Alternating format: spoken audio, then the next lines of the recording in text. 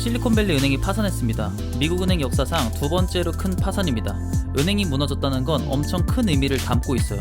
여러분들 자고 일어났는데 국민은행, 신한은행 없어졌다고 생각해보세요. 내 돈 찾으러 은행으로 갔는데 사람들은 줄 서 있고 은행 문은 닫혀 있습니다. 누군가는 바닥에 앉아 울고 있고 사람들은 분노해 있습니다. 나는 당장 몇백 몇천이지만 옆집 철순의 아빠는 평생 모은 몇 억이 증발했어요. 은행이 붕괴된다는 건 많은 사람들의 인생이 위험해진다는 거예요. 대부분의 사람들은 은행이 망할 수 있다는 사실을 망각합니다. 그리고 보란듯이 2022년 12월 기준 미국에서 16번째로 큰 은행 SVB가 파산했습니다. 미국은 세계에서 가장 큰 금융 시스템을 갖고 있고 따라서 세계 경제와 맞물려 있습니다. 본 영상은 SVB 사태와 우리가 알아야 할 간략한 경제 지식을 담고 있습니다. 일단 이 사태에 대해서 설명드릴게요. SVB는 실리콘밸리의 스타트 기업 그리고 IT 기업을 주 고객으로 하는 은행입니다. 기업들이 처음부터 돈이 많진 않습니다. SVB는 이런 스타트업 기업한테 돈을 빌려주거나 때로는 투자도 하는 그런 은행이었습니다. 미국은 시장 경제를 중요시하기 때문에 기업이 엄청 중요합니다. 스타트업이 제일 많은 국가기도 하고요. SVB가 이런 스타트 기업에게 희망 같은 존재였습니다. 2019년 코로나 바이러스가 전 세계에 퍼지면서 세계 경제가 위축되기 시작합니다. 이를 방어하기 위해서 미국에서는 양적 완화를 시행합니다. 쉽게 말해서 시장에 돈을 막 풀어내기 시작합니다. 금리도 낮춰줍니다. 사람들은 부담 없이 대출을 받고 집을 사고 차를 사는 등 소비 활동을 계속합니다. 이때 SVB가 보유하는 예금이 좀 있었고 SVB는 예금이율이 높아서 돈이 더 필요한 상태였습니다. 이걸 감당하기 위해서 미국 국채의 총 자금의 57%를 투자합니다. 국채는 국가가 발행하는 채권입니다. 한마디로 나라가 망하지 않는 한 돌려는 받을 수 있는 어느 정도 안정적인 채권이에요. 근데 문제는 뭐냐면 팬데믹이 끝나면서 슬슬 금리가 올라가기 시작합니다. 근데 미국 얘네가 좀 심하게 많이 올리는 거예요. 금리와 채권은 반비례 관계를 갖고 있어서 금리가 오르면 채권 가격은 떨어집니다. 자세한 건 길어지기 때문에 이 정도만 할게요. 이 시기에 회사들이 좀 빠듯해지면서 SVB한테 다시 돈을 돌려달라고 해요. 한두 명만 그러면 상관이 없는데 기업 단위고 꽤 많은 금액을 돌려줘야 할 상황입니다. 근데 이미 국채의 57%가 들어가 있고 채권 가격은 떨어져 있습니다. 이 회사들한테 돈을 다 돌려주면 채권을 팔아야 되고 이 채권을 팔면 18억 달러의 손해를 보는 상황이에요. 어쩔 수 없이 3월 9일 SVB는 국채를 매각하고 손해를 보면서 돈을 돌려줍니다. 근데 당연히 이렇게 해도 돈은 부족합니다.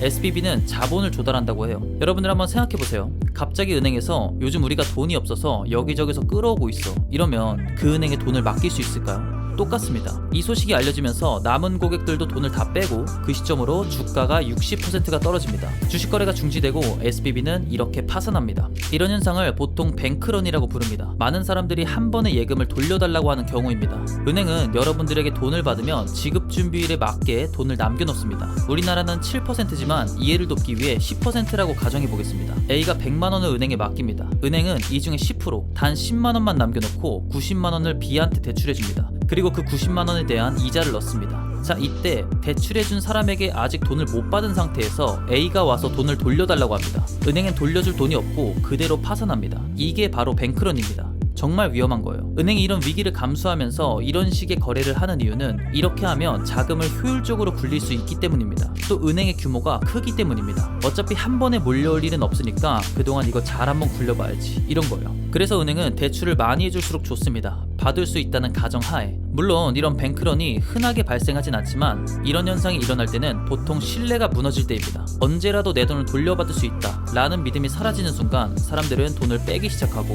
은행에서 가장 두려워하는 게 이것입니다. 그래서 우리는 은행은 우리를 도와주는 단체가 아니라는 점을, 은행은 무조건 안전하지 않다는 점을 명확하게 알아야 합니다. 그들도 이윤을 창출하는 기업과 같아요.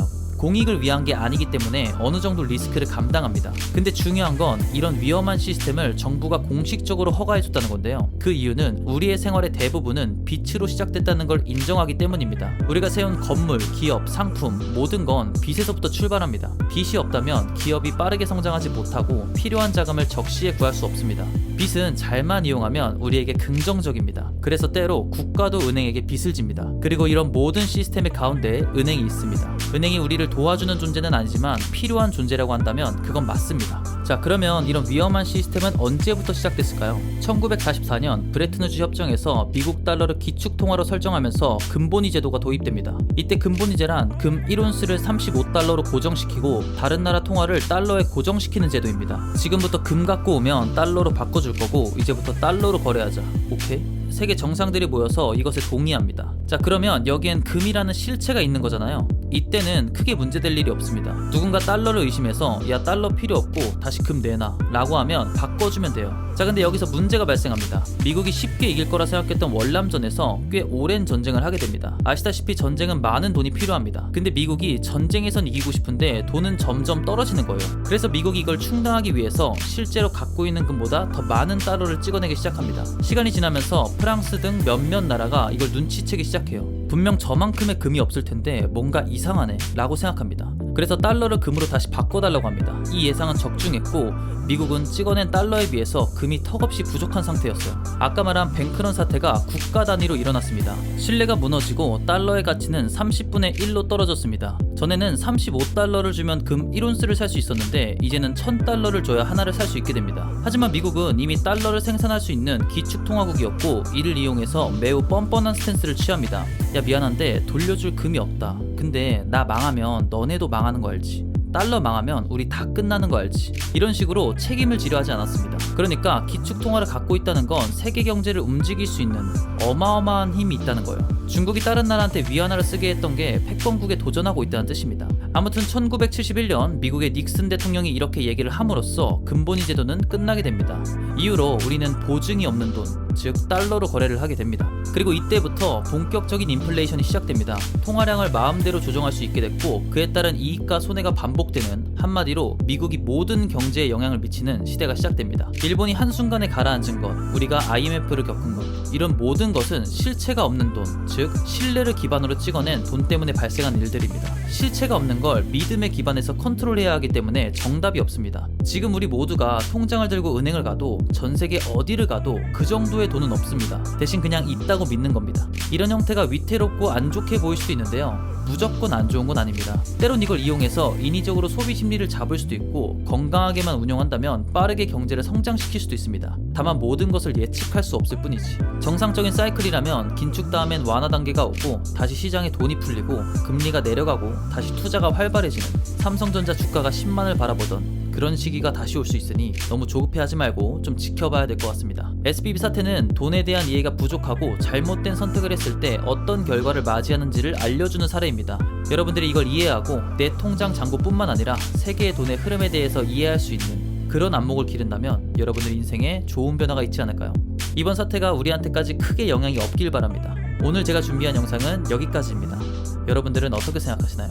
재밌었다면 구독과 좋아요 부탁드리고요. 덕분에 저는 더 좋은 영상으로 다시 찾아뵙겠습니다. 그러면 오늘은 여기까지.